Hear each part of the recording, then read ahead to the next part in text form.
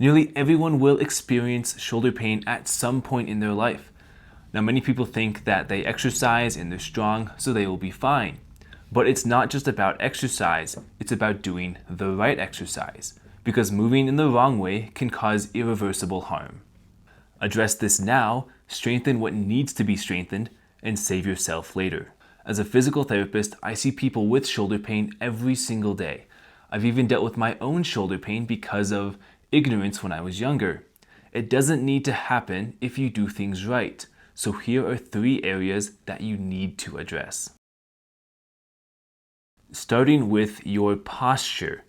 Now this is important because the arm obviously attaches to the shoulder blade, which then sits on top of the rib cage.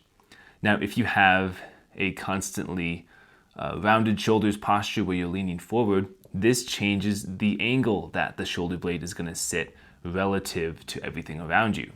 So when you're leaning forward, the shoulder blade is tilted forward, so if you try and reach up overhead, the shoulder joint has to try and compensate to get extra motion because the shoulder blade is now at that forward angle. To help fix this, we want to work on extension or leaning backwards of the mid-back, as well as reducing what we call lordosis or backwards bend in the neck. These are primarily the 2 issues that contribute to poor posture here. Now, to work on thoracic extension, let's talk about how we can stretch that and strengthen it. A good stretch for this is to get down on your knees and elbows and then do what's called a cat-cow.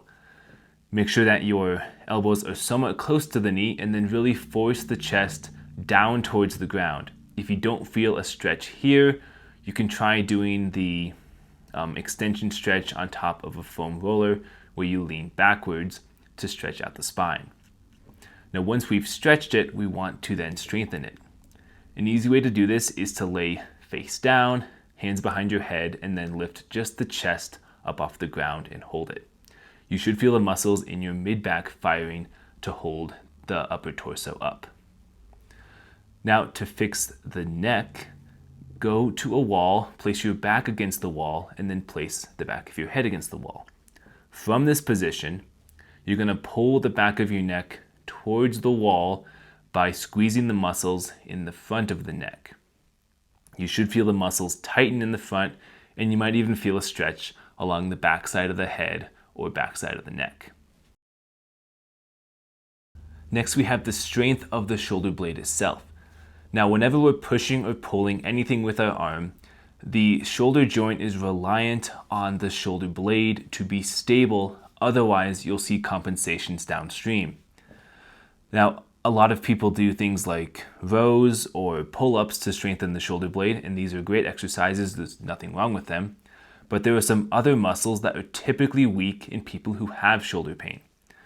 Now, these muscles consist of the serratus anterior, which performs protraction of the shoulder blade, meaning it moves forward. Think of when you're doing a push-up or bench press. And then the lower trapezius muscle.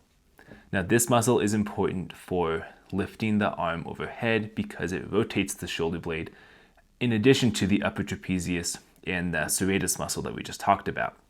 So strengthening these other 2 muscles is going to help improve your overhead mobility and strength because it helps move the shoulder blade, meaning the shoulder joint has to do less. A good way to strengthen the lower trap is, again, go face down, place your arms up by your head so that your body is in the position of the letter Y. Now from here, you're going to lift your hands up off the ground a little bit, trying to keep the arms straight.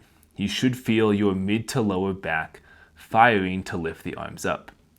If this is too easy, you can do the same position with some small weights, or you can do it standing using a band for resistance. A good way to strengthen the serratus muscle is to do what's called a push-up plus. So you do the normal push-up, and then at the top, you push the shoulder blades forward into that protraction movement. Next, we have the strength of your rotator cuff muscles. Now, these muscles not only help to rotate the arm, they help to stabilize the shoulder joint. Now, because the shoulder is a very flexible joint naturally, it lacks some degree of stability. If the rotator cuff is weak, we'll see the joint shift around in ways that it's not supposed to, causing things like arthritis as well as tears of the tendons of the rotator cuff. A couple easy exercises to do here. Simply grab a band, place your elbows at your sides, band around the hands, and then you're going to push out, hold a few seconds, back in.